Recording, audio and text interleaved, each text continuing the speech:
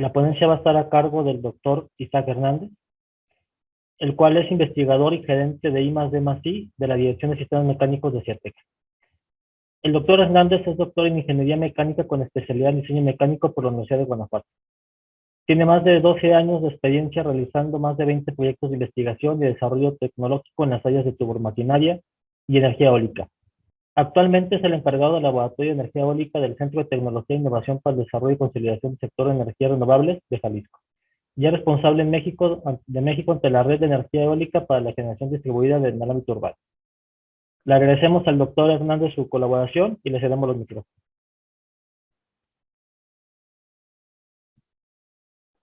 Muchas gracias, doctor Rodríguez. Voy a compartir mi pantalla.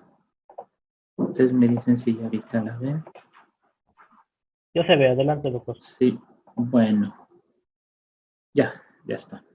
Bueno, miren, yo les voy a platicar un poco sobre los criterios para la implementación de los aerogeneradores de pequeña capacidad.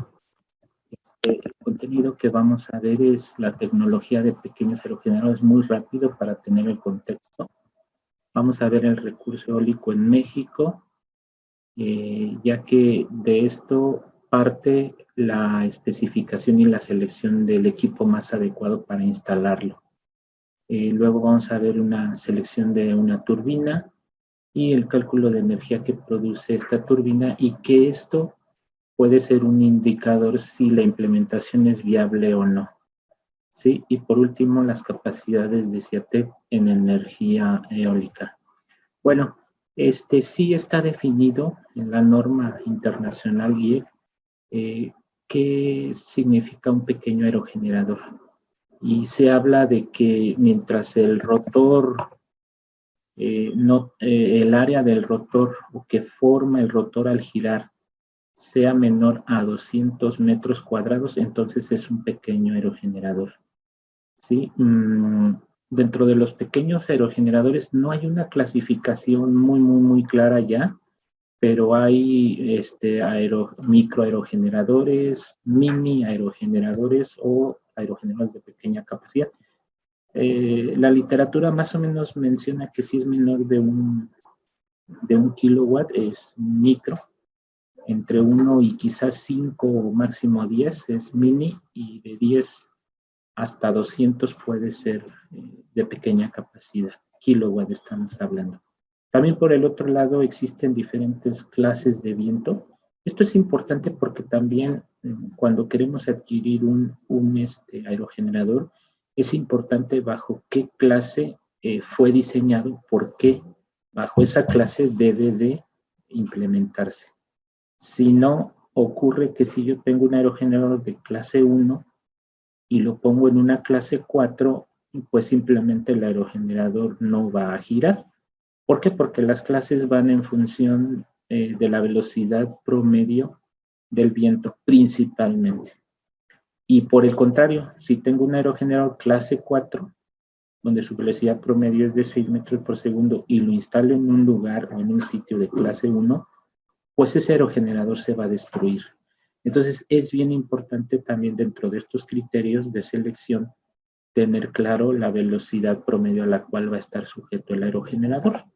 Bueno, tenemos muchas tecnologías de pequeños aerogeneradores. Quizás de las más importantes es que hay aerogeneradores de eje horizontal, como el que estoy mostrando aquí, y de eje vertical.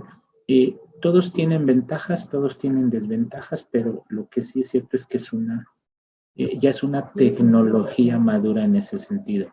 Hay aerogeneradores horizontales de 3 palas, de multipalas, hay aerogeneradores verticales tipo Savonius, tipo Darrius, etc. Los aerogeneradores de eje horizontal como estos suelen utilizarse más en lugares periurbanos o rurales, donde no hay muchos obstáculos como casas, como árboles. Y les afecta mucho el tema de turbulencia, que es el desorden en el flujo del aire. Y sin embargo, los verticales pues son muy adecuados, trabajan con turbulencia y son muy adecuados para ambientes urbanos. Entonces, todo esto depende también para hacer una buena selección de qué tecnología. Bueno, ya un poquito más hacia esta plática o esta charla se va a enfocar a los aerogeneradores de eje horizontal. Podríamos hacer otra plática de los ejes de eje vertical. Y entonces, pues, el aerogenerador, pues, su parte principal es el rotor, que es el sistema que convierte esa energía cinética del viento en energía giratoria. Luego tenemos el generador, que convierte esa energía giratoria mecánica en energía eléctrica. Luego, los aerogeneradores, por lo regular, los pequeños, nosotros sabemos que el viento nos llega de diferente magnitud y diferente dirección. Y el aerogenerador siempre debe estar orientado de manera perpendicular al viento. Entonces, tienen un sistema de dirección, que en este caso es una cola, es como una veleta, ¿no? Y ese se llama control de potencia pasivo, y este es el que hace que el aerogenerador siempre se oriente a esa dirección del viento. Tenemos la torre, tenemos un regulador, y luego aquí, por lo regular, los aerogeneradores pequeños tienen dos vertientes, los que se van a conectar a la red o los que se van a conectar a baterías, que son sistemas aislados. Y ya un poquito más hacia el interior de los aerogeneradores, pues tenemos la parte del rotor, del estator, los anillos deslizantes, que es donde se conectan tres cables, y como gira el aerogenerador dependiendo de la dirección del viento, estos anillos deslizantes permiten bajar la energía. Tenemos la brida del rotor. Por lo regular, los aerogeneradores pequeños, su centro de gravedad coincide con la torre para evitar temas de vibraciones, ¿sí?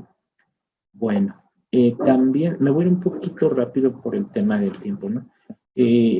Otra parte bien importante para seleccionar la turbina adecuada es conocer el recurso eólico. Hay varias plataformas nacionales e internacionales que nos pueden dar esta información. Una de las que más nosotros usamos es la fuente del INEL, que nos da las velocidades anuales promedio del viento en todo el territorio nacional. Es muy parecido a la plataforma de Google Maps, donde yo le puedo dar coordenadas y me dice cuál es el viento a diferentes alturas. Esta es una referencia muy importante. Con esta información también en la misma plataforma, o es importante conocer lo que ahorita yo comenté, la dirección y magnitud del viento. Para la dirección del viento utilizamos mucho una técnica que se llama la rosa de vientos. Esta nos dice cuáles son los vientos predominantes o qué magnitud de vientos y en qué direcciones se presentan durante todo el año. Esta información es bien importante para determinar otra vez más la viabilidad del aerogenerador, si es viable o no es viable.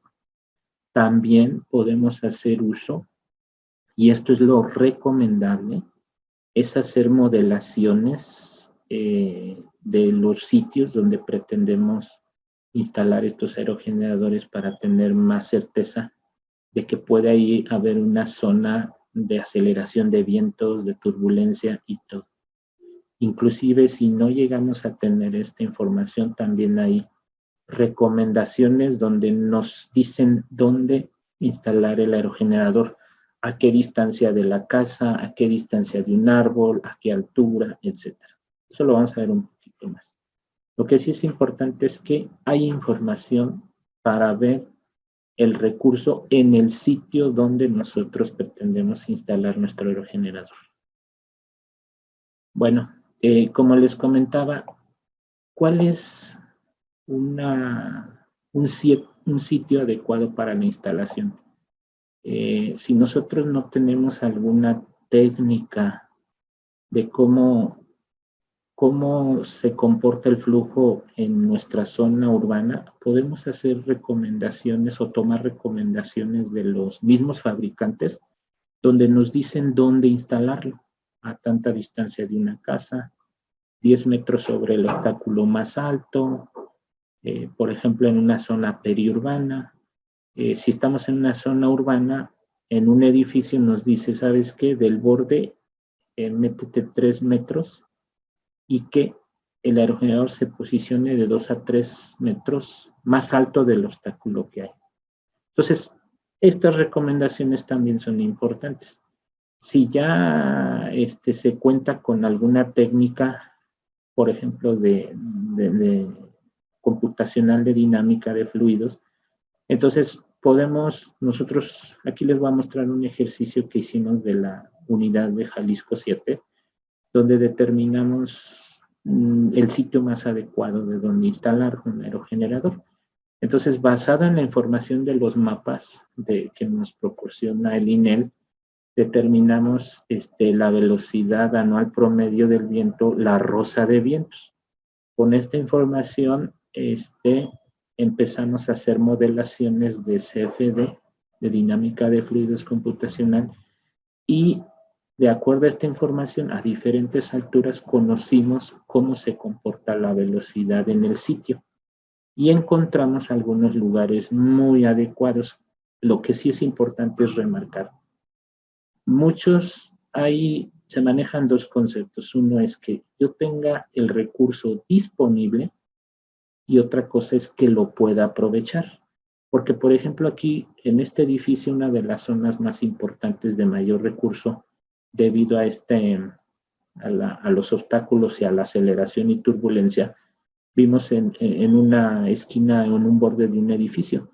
Pero, ¿qué creen? No, el mismo edificio no tenía la infraestructura estructural como para poder montar ahí el aerogenerador. Entonces, aunque ahí hay recurso disponible, no lo puedo aprovechar por esta restricción. Y eso es otra recomendación, que el estudio de la instalación del aerogenerador cubra hasta esos requerimientos de instalación.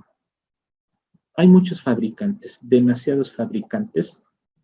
Ya hace alrededor de 4 años hicimos un estudio de fabricantes y realmente hay muchas ofertas de muchos tamaños, de muchos países. Hay algunas que en su momento están, ya no están, otras surgen. Quizás de las dos más importantes son la Aeolus, Enair. Internacionalmente, México tiene 2 productores de aerogeneradores, creo que de 5 y de 10 kilowatts. Potencia Industrial y Aeroluz. Entonces, hay una oferta muy grande como para decir, oye, ¿qué turbina es la más adecuada? Bueno, pues hay muchas ofertas. No, la respuesta no es tan sencilla, sino hay que investigar un poquito más y es esta parte. Vamos a partir de un modelo, ¿no? Que seleccionemos, ya sea por el costo. Obviamente todavía no lo estamos comprando, solo estamos revisando sus características. Miren, por ejemplo, de las cosas más importantes que debemos de ver cuando queremos seleccionar una turbina, y estamos partiendo del hecho de que conocemos por alguna técnica o de alguna manera la velocidad anual promedio de donde lo queremos instalar. Entonces es uno de los parámetros importantes. Por ejemplo, miren, aquí viene de las más relevantes, pues la potencia es de 3 kilowatts. Luego miren, vean, clase del viento, dice clase 1 según la norma IEC 61400. Entonces, este aerogenerador está diseñado para la clase 1, donde sus velocidades anuales promedio pueden estar alrededor de 10 metros por segundo. Entonces, es una de las informaciones más importantes. Otra también es de la velocidad de arranque, la velocidad nominal, cómo controla la potencia, si es activa, si es pasiva.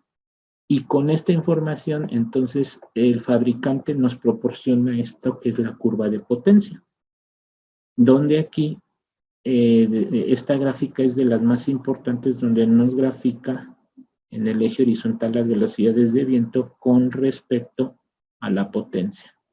Y entonces, estos aerogeneradores producen energía a diferentes velocidades, diferente energía. Y entonces, por ejemplo, si en ese momento están 5 metros por segundo de velocidad, entonces va a producir alrededor de 300 watts, y así sucesivamente. Entonces, esta curva de potencia nos va a ayudar a estimar la energía producida y al final nos va a ayudar a determinar si el proyecto es viable o no.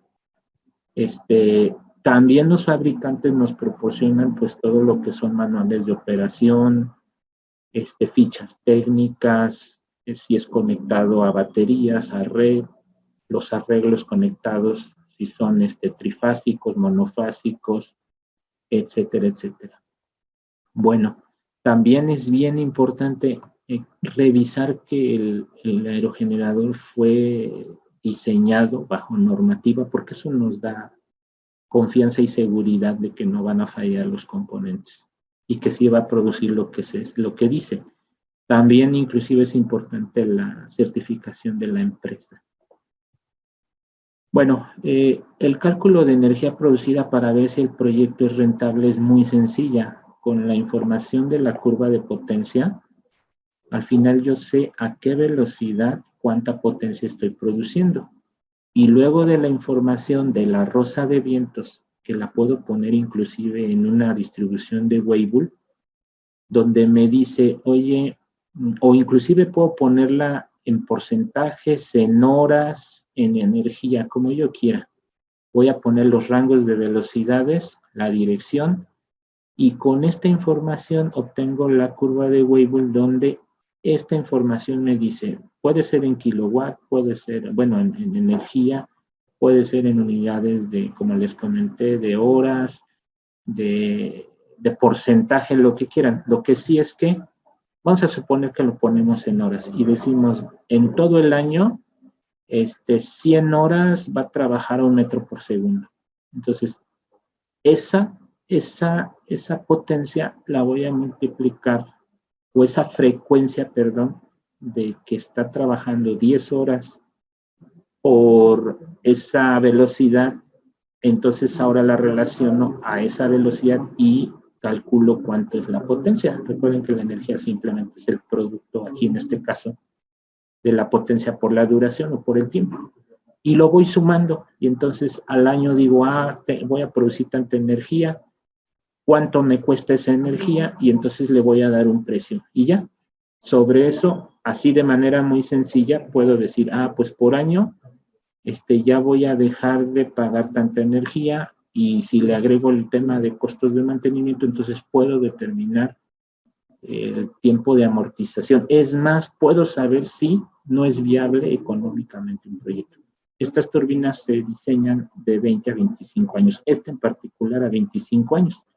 Entonces, en lugares donde hay muy, muy buen viento, se pueden amortizar en 5 años. En un lugar donde no hay mucho viento, pero sí hay lo suficiente como para producir, pues pueden ser 10 años. Y si ya es más del tiempo de la duración de la turbina, pues ya no es rentable el proyecto. Y bueno, por último, les quiero mostrar la infraestructura que nosotros tenemos en CIATEC. Ahí en la unidad Jalisco tenemos un laboratorio de energía eólica donde pues tenemos la capacidad de evaluar recursos, de diseñar emplazamientos, de instalar y probar aerogeneradores de uso doméstico. Podemos también diseñar y realizar pruebas de perfiles. Tenemos un túnel de viento y también hemos hecho y tenemos capacidad para dar cursos en estas temáticas. También, bueno, esto es lo que acabo de comentar de manera más detallada, ¿no? Cómo empiezan los mapas eólicos, los análisis estadísticos, la definición de áreas. Luego hay que tomar las áreas restrictivas, la definición de polígonos y el cálculo de potencial energético y luego las zonas potenciales. Esto con respecto a la evaluación de recurso eólico. Luego, por último, ya nada más también en CIATEC Querétaro tenemos un laboratorio para diseñar y manufacturar aspas de pequeña y mediana capacidad. Las de pequeñas capacidades pueden ser de 3, de 6 metros, y ahorita estamos trabajando un aspa de 30 metros, que es una mediana capacidad. También contamos con un banco de ensayos porque el aspa es una de las componentes más importantes y críticas de los aerogeneradores porque giran y si se rompen pues pueden causar muchos daños.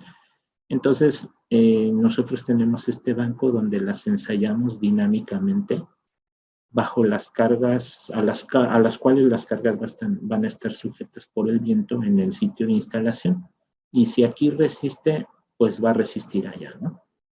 Y bueno, eso sería todo de mi parte. Muchas gracias. Muchas gracias, doctor Isaac, por la presentación. Si hay preguntas, les pido por favor de escribirlas en el chat. Tenemos una pregunta aquí en el sentido de cuál es el tiempo de vida de un panel solar aproximadamente. ¿Ya lo contestaste, Raúl, en el chat, o te pido si lo puedes contestar abierto para todos los asistentes, por favor? Claro que sí.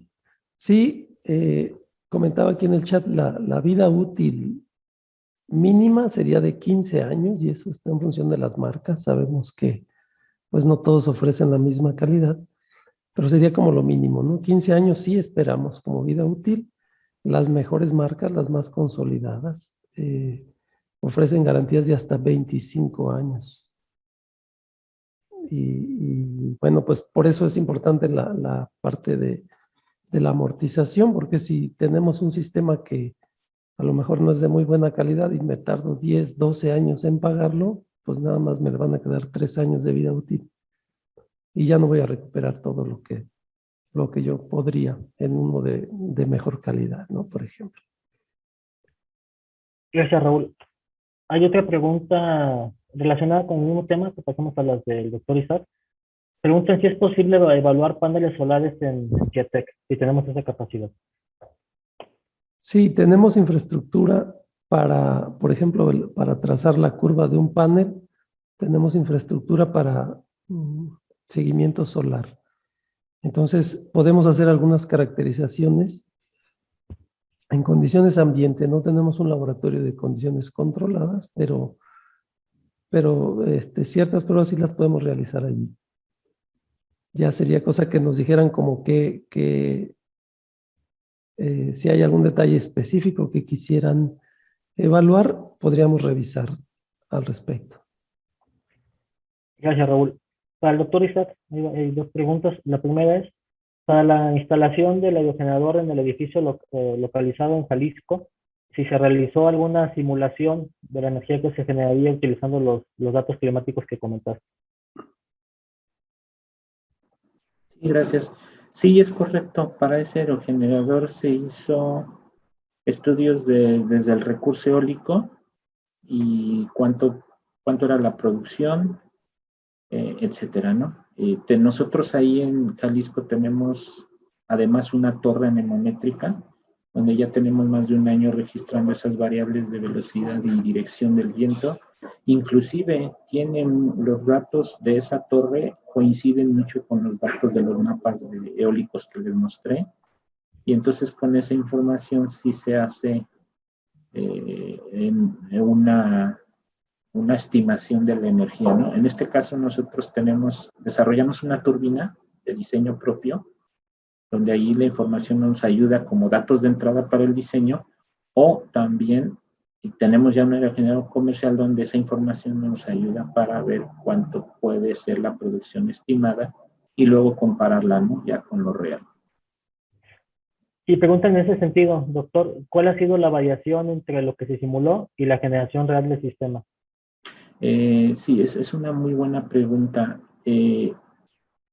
Hay un poquito de variación en el sentido de que si vemos la curva de potencia, todo depende del régimen al que están las velocidades de viento. Este aerogenerador empezó a arrancar, lo arrancamos hace como 2 meses, pero ahorita está coincidiendo que son velocidades de viento bajas. Entonces, lo que hemos registrado ha sido muy poco de energía. Los vientos fuertes o de moderados a fuertes empiezan a finales de diciembre, enero, febrero. Entre enero y febrero son los máximos y luego vuelve a reducirse. Entonces, lo que hemos registrado ha sido poco y entonces como hemos registrado poca energía, la comparación no hay variaciones de donde sí son significativas. Ya cuando estemos operando a mayor velocidad es cuando vamos a poder ver un poquito más esa variación, ¿no? Y pretendemos que se vaya cerrando. Ahorita está más o menos la velocidad promedio de 2.5 metros por segundo. Otra pregunta, doctor. Si es factible la utilización de los aerogeneradores en las ciudades. ¿Es factible? Sí es factible. Nada más que aquí hay un tipo paradigma. O sea, los aerogeneradores, como comenté, hay de eje vertical, de eje horizontal. Los para ciudades son de eje vertical. ¿Por qué? Porque en las ciudades los edificios, casas, árboles, obstáculos modifican mucho el flujo del aire y puede ser a favor, lo aceleran, por ejemplo, o inclusive generan zonas de turbulencia. Los aerogeneradores de eje vertical aprovechan eso. Entonces, aquí otra vez más, sí es posible. Lo que sí es cierto es que estas turbinas pueden empezar a arrancar alrededor de 2.5, 3 metros por segundo, pero si en ese momento esa velocidad es la que existe, entonces va a producir poco. Entonces, lo que se tiene que hacer es seleccionar un buen lugar y tener vientos alrededor de 5 o 6 metros por segundo. Mientras que en los de eje horizontal debemos tener 8 o 10 metros por segundo, ¿no? Pero sí es posible su implementación y de hecho SEATEC está trabajando ahorita hacia aerogeneradores más económicos como para también darles más rentabilidad y que trabajen un poquito a más bajas velocidades, ¿no? Pero sí es un reto fuerte y el reto fuerte nosotros lo estamos encontrando en la parte del generador eléctrico, porque al final el generador eléctrico es el que produce el contrapar o la resistividad mayor en estas máquinas. Entonces, sí es posible, con buenos análisis, sí. ¿Sale? Lo que sí es que hay que ver muy bien las características del aerogenerador para saber si lo vamos a poner, porque también es cierto, muchas veces se ponen muchos en mucho lugar y nunca los vemos girar, ¿no? Y esa es una de las razones que solo no se hace bien la selección, se compra como un show así para decir, oye, estamos en la parte de sustentabilidad, pero no los vemos girar nunca, ¿no? Aquí lo importante es que sí se aproveche eso. Edificios grandes, principalmente, va a haber mucho recurso. Entre más grande esté el edificio, es donde más es mejor su instalación. Si te preguntan relacionado, doctor, si los fenómenos de inversión térmica, la acumulación de contaminantes en la atmósfera, pueden disminuir la eficiencia de producción de energía en los aerogeneradores por la generación de turbulencia. Pues sí, siempre al final el viento se produce por esas variaciones, ¿no? Entre más, por eso ahorita en la época de diciembre es donde más vientos hay porque es la cuestión de también hay más zonas frías, ¿no?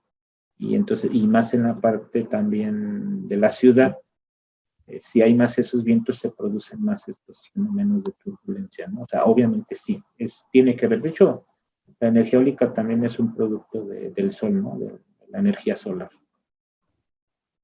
De acuerdo, doctor. Hay otra pregunta, que si SEATEC puede realizar sistemas híbridos. Raúl, Omar. Raúl, si quieres nos puedes apoyar. Claro que sí. Sí, precisamente ese es el enfoque que tenemos institucional. Entendemos la diversidad de fuentes renovables, entendemos la necesidad industrial energética y podemos hacer esa combinación, ¿no? Sistemas que utilicen, por ejemplo, paneles fotovoltaicos con energía eólica o sistemas térmicos con otras fuentes, ¿no? A lo mejor biomasa, diferentes combinaciones.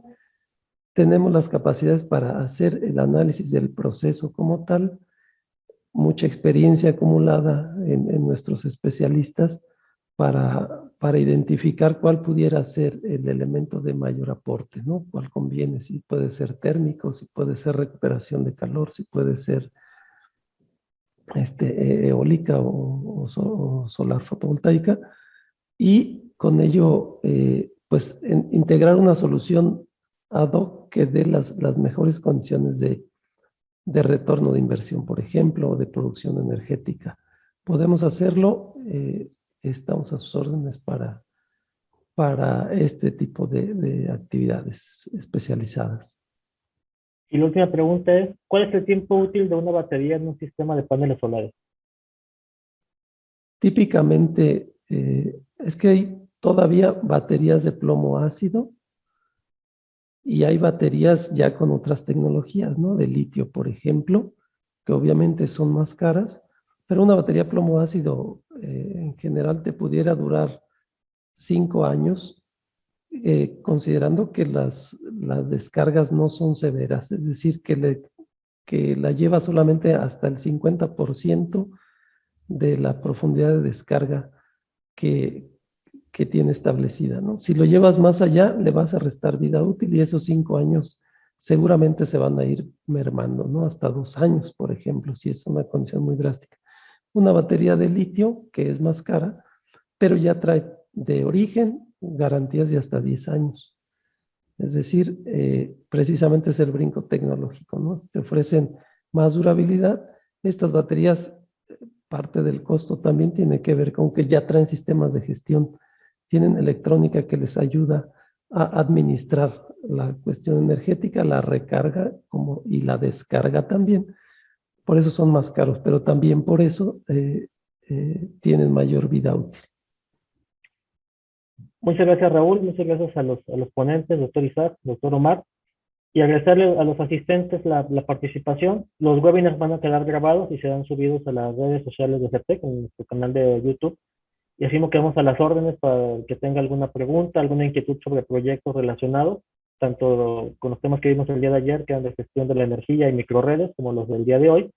Mis datos de contacto son gerardo.rodriguez@ciatec.mx y aquí estamos a la orden por si necesitan mayor información o contactar directamente con algunos de nuestros investigadores y desarrolladores que aquí tenemos.